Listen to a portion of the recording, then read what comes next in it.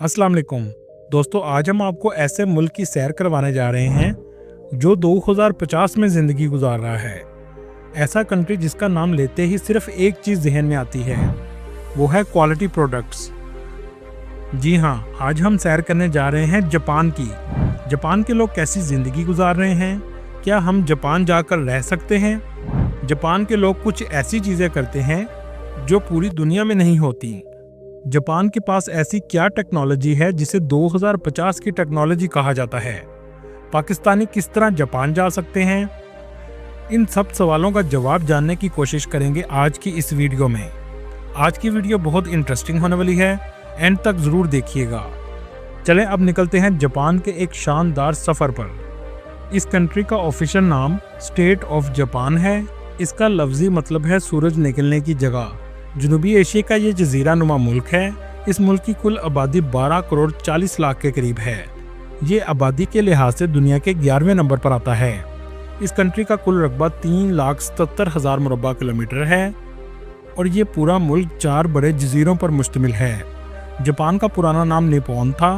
कुछ लोग इसे निप्पॉन के नाम से भी पुकारते हैं। दोस्तों, दुनिया में सबसे लंबी उम्र के लोग भी जापान के होते हैं।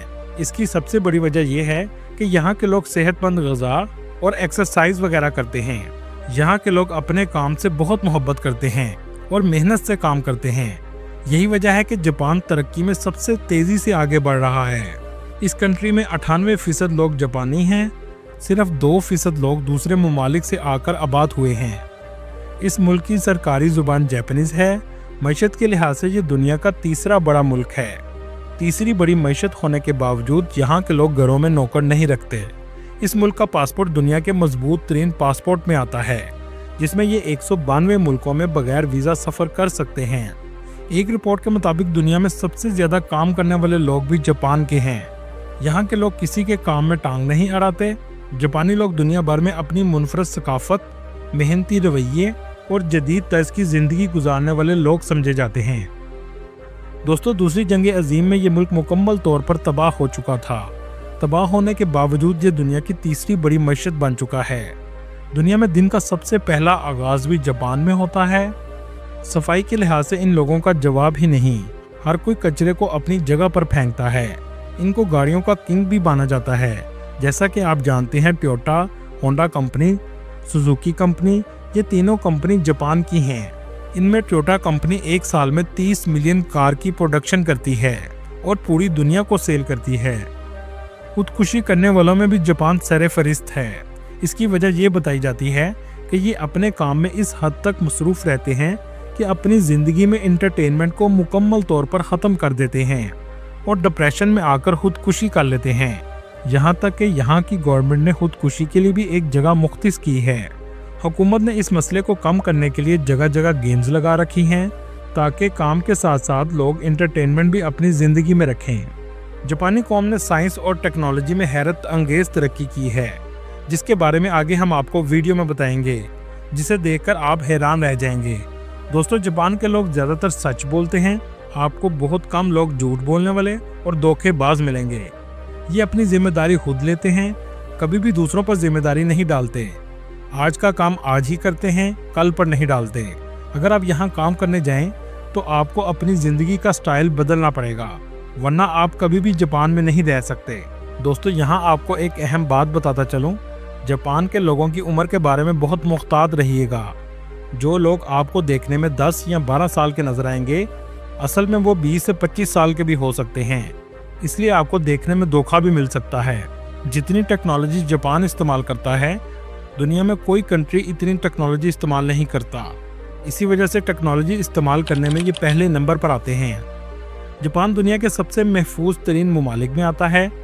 आप यहाँ से भी अंदाज़ा लगा सकते हैं कि क्राइम की शरह सिर्फ 0.2% है। कैद की सख्तियाँ और अदालतों में तेज़ी से फैसले मुजरमों को जुर्म करने से रोकते हैं। अगरचे जापान मजमूई तौर पर महफूज है, लेकिन साइबर क्राइम और घरेलू तशद्दुद जैसे वाक़यात में इजाफा हो रहा है। जापान कम जराइम का रिकॉर्ड पूरी दुनिया के लिए एक मिसाल है। दोस्तों, जब नाम जापान का आता है तो इसे दुनिया की सबसे बड़ी इलेक्ट्रॉनिक कंट्री में गिना जाता है। इसी वजह से इस मुल्क की GDP $4.4 ट्रिलियन है। और यहाँ के लोगों की सालाना आमदनी $35,000 है, जो पाकिस्तानी 1 करोड़ के बराबर है और इंडियन 30 लाख के बराबर है। जापान की ऑटोमोबाइल इंडस्ट्री जापान की मैशत को सबसे ज़्यादा सहारा देती है। इसके अलावा बैंकिंग सेक्टर और टूरिज्म जापान की मैशत का अहम हिस्सा हैं। जापान का कैपिटल टोक्यो है, जो दुनिया के सबसे ज़्यादा आबादी वाले शहरों में आता है। टोक्यो में ज़िंदगी तेज़ और बहुत जदीद है। आपको हर वक्त लोगों का रश नज़र आएगा। यहाँ के लोगों का लाइफस्टाइल दुनिया में सबसे बेहतरीन माना जाता है। यहाँ अक्सर 90 साल से भी ज़्यादा उम्र के लोग सेहतमंद और चलते फिरते नजर आएंगे।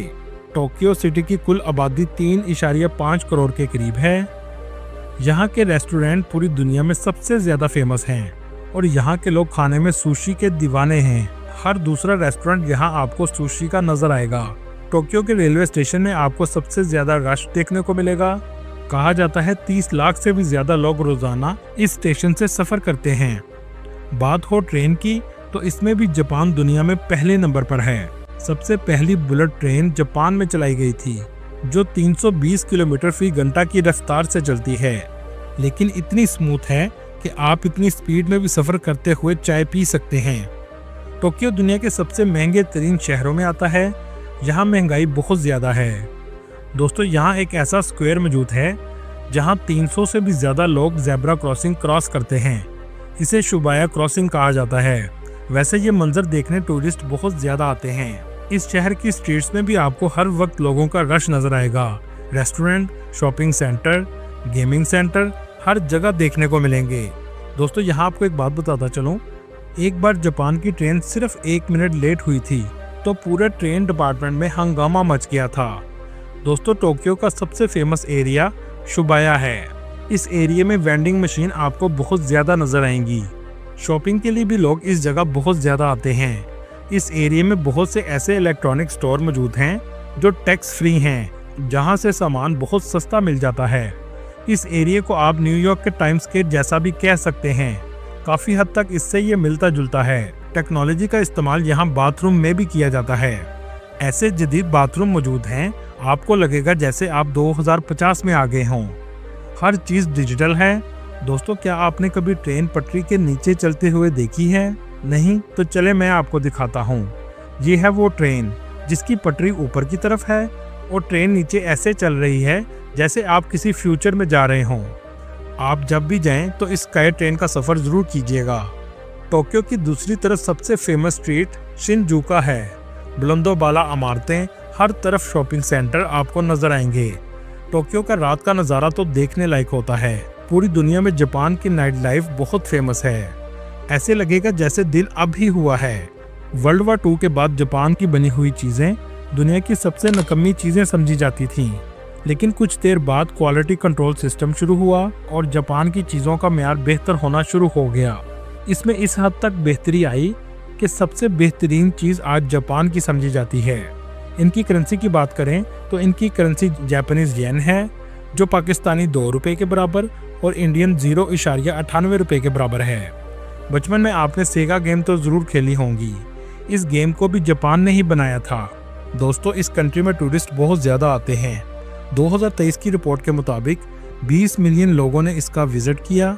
ये ऐसा कंट्री है जहां आप कुदरती खूबसूरती, जदीद लाइफस्टाइल और तारीखी मकामात तीनों चीज़ें देखने को मिलती हैं। इसी वजह से ये कंट्री टूरिस्ट की सबसे ज़्यादा अट्रैक्शन की वजह है। दोस्तों, यहाँ आपको कैप्सूल हॉस्टल भी देखने को मिलते हैं। बहुत से टूरिस्ट इनमें स्टे करते हैं क्योंकि यहाँ रहाइश बहुत महंगी होती है और ये हॉस्टल्स बहुत सस्ते होते हैं। जापान की ट्रेन सिर्फ उल्टी ही नहीं चलती, बल्कि इनकी टनल भी बनाई गई हैं जो एक जजीरे से दूसरे जजीरे में पानी के अंदर से गुजरती हैं। टोक्यो से नॉर्थ की तरफ आप सफ़र ज़रूर कीजिएगा। इस इलाके में बर्फ़बारी भी बहुत ज़्यादा होती है और ट्रेन को समुंदर के अंदर से गुजारा जाता है। दोस्तों, आपने डोरेमोन के कार्टून तो देखे होंगे। इन कार्टून का पूरा विलेज में मौजूद है। ये कार्टून भी जापान के हैं। ये गांव टोको आका सिटी के पास है। ये इलाका डोरेमोन के राइटर को ऑनर देने के लिए ऐसा बनाया गया है। जापान के गांव भी शहर की तरह बहुत साफ सुथरे और तारीखी हैं, जिनमें शिरकागो और क्योटो सबसे फेमस हैं। यहाँ आकर आप जापान के कल्चर को भी देख सकते हैं और इमारतें भी आपको तारीखी जापानी कल्चर की नज़र आएंगी। दोस्तों चले अब आपको बताते हैं जापान में कुछ ऐसी चीजें होती हैं जो पूरी दुनिया में नहीं होती। आपने स्ट्रीम बाथ या हॉट बाथ का नाम तो सुना होगा। क्या आपने कभी नूडल बाथ का सुना है? जी हाँ, जापान में नूडल बाथ भी लिया जाता है और लोग नूडल के सूप में नहाते हैं। पूरी दुनिया में रेस्टोरेंट में मेन्यू कार्ड दिया जाता है जिससे देखकर लोग खाना ऑर्डर करते हैं, जबकि जापान में जेली खाने बनाकर शोकस में लगाए जाते हैं ताकि लोगों को अट्रैक्ट किया जा सके। दोस्तों आपने किटकैट चॉकलेट तो खाई होगी, लेकिन जापान में इसके अजीबोगरीब किस्म के फ्लेवर खाने को आपको मिलेंगे जो दुनिया में कहीं नहीं मिलेंगे। यहाँ के लोगों को कम जगह में काम करने की आदत है, यहाँ तक कि छोटे घरों में रहते हैं। तरबूज गोल होता है और फ्रिज में ज्यादा जगह लेता है। यहाँ के किसानों ने तरबूज को भी चौरस कर दिया ताकि तरबूज फ्रिज में कम जगह ले। खाना खाते हुए आवाज निकालना पूरी दुनिया में बुरा समझा जाता है, जबकि जापान में खाने की तारीफ के तौर पर खाना खाते हुए आवाज निकाली जाती है। जापान में 30 से 40 हजार पाकिस्तानी आबाद हैं। ज्यादातर टोक्यो सिटी और ओसाका सिटी में रहते हैं, जबकि इंडियन की तादाद 50 से 60 हजार के करीब है। जापान का ओसाका सिटी भी टोक्यो की तरह बहुत खूबसूरत और जदीद है। ऊंची ऊंची इमारतें, शॉपिंग सेंटर हर जगह नजर आएंगे। अगर हम टूरिस्ट प्लेसेस की बात करें तो टोक्यो में एक म्यूजियम मौजूद है जिसे टीम लैब म्यूजियम कहते हैं। ये लाइट की मदद से बनाया गया है। अगर आप इसके अंदर जाएंगे तो आपको हर तरफ मुख्तलिफ लाइट्स नजर आएंगी। ये लाइट इतनी शानदार और खूबसूरत मंजर पेश करती हैं कि आप बस देखते ही रह जाएंगे। इसके अलावा माउंट फ्यूजी बहुत फेमस है, यहाँ पर सबसे ज़्यादा टूरिस्ट जाते हैं। ये जापान का सबसे खूबसूरत और बड़ा पहाड़ है, इसमें से लावा भी निकलता है। इस मुल्क में टेम्पल भी बहुत ज़्यादा हैं, जिसमें क्योतोस का टेम्पल सेरेफरिस्त है। आपने बहुत सी समुराई मूवीज़ देखी होंगी। इन फिल्म को भी इस जगह पर शूट किया जाता है। यहाँ पर एक हिस्टोरिकल विलेज भी मौजूद है जिसको यूनेस्को वर्ल्ड हेरिटेज में भी शामिल किया गया है। इस विलेज का नाम शिरिकावा है। ये विलेज बहुत खूबसूरत और एक अलग ही मंजर पेश करता है। इनका एक मशहूर टेम्पल है जिसका नाम बोडा टेम्पल है। इनके मुताबिक बुद्धिज्म का आगाज इसी टेम्पल से हुआ था और इसे फादर ऑफ बुद्धिज्म भी कहा जाता है। दोस्तों ओसाका कैसल का आप जरूर विजिट करें, जिसका आर्किटेक्चर देखने से ताल्लुक रखता है। इस शहर का भी रात का मंजर बस आप देखते ही रह जाएंगे। बहुत से पाकिस्तानी कारोबार के घर से, स्टडी के घर से और नौकरी के घर से जापान आते हैं। कुछ पाकिस्तानी जापान से पाकिस्तान में गाड़ियां इंपोर्ट एक्सपोर्ट भी करते हैं। अगर बात की जाए वीज़ा की, तो अगर आपके पास मास्टर डिग्री या पीएचडी डिग्री मौजूद है तो आप हाईली स्किल वीज़ा पर जापान जा सकते हैं। आपको किसी एजेंट के पास जाने की ज़रूरत नहीं है। तमाम लिंक आपको डिस्क्रिप्शन में मिल जाएंगे। जापान में आबादी बहुत कम होती जा रही है और बूढ़े लोग बहुत ज़्यादा हैं। आपको जापान के लिए ज़रूर ट्राई करना चाहिए। वर्क वीज़ा पर भी आप जा सकते हैं, जिसमें प्लम्बर, नर्सिस, डॉक्टर्स, इंजीनियर्स और ओल्ड होम के लिए भी जॉब्स मौजूद हैं। वीज़ा अप्लाई करने का तरीका ये है कि आपको VFX ग्लोबल की वेबसाइट पर जाकर अप्लाई करना होता है। अपॉइंटमेंट 4 से 6 हफ्ते के बाद मिल जाती है और वीज़ा 8 से 10 दिन में लगकर आ जाता है। न्यू ईयर में लाखों की तादाद में लोग जापान में जाते हैं। वीज़े में सबसे अहम डॉक्यूमेंट स्टेटमेंट और जॉब लेटर है। जापान के वीज़ा की फ़ीस सिर्फ 9 यूरो है। इस वक्त पाकिस्तान में जापान की वीज़ा रेशो बहुत बेहतर हो चुकी है। दुनिया में सबसे पढ़े लिखे लोगों में भी जापान आता है, इसलिए इनकी तालीम की शरह 99% है। बेरोजगारी 4% है। जापान के लोग सबसे ज़्यादा सी फूड पसंद करते हैं। सी फूड में जो डिश पसंद करते हैं इसे सुशी कहते हैं। सुशी एक ऐसी डिश है जिसे कच्ची मछली को सफ़ेद चावलों और सब्जियों के साथ खाया जाता है। ये आपको जापान के हर रेस्टोरेंट में नज़र आएगी। जापान की सबसे ज़्यादा फेमस वेंडिंग मशीन है जो जापान में लोगों का वक्त बचाती हैं। पूरे जापान में 50 लाख से भी ज़्यादा मशीन लगी हुई हैं। इनको रिटेल स्टोर की जगह पर लगाया गया है। खाने पीने की चीज़ें, हत्ता के कपड़ों के लिए भी वेंडिंग मशीन्स मौजूद हैं। इसमें एक कॉइन डलता है तो पलक झपकते ही चीज़ आपके हाथ में आ जाती है। दोस्तों आप तो जानते होंगे कि जापान पर 2 दफ़ा न्यूक्लियर बम से हमला किया गया था।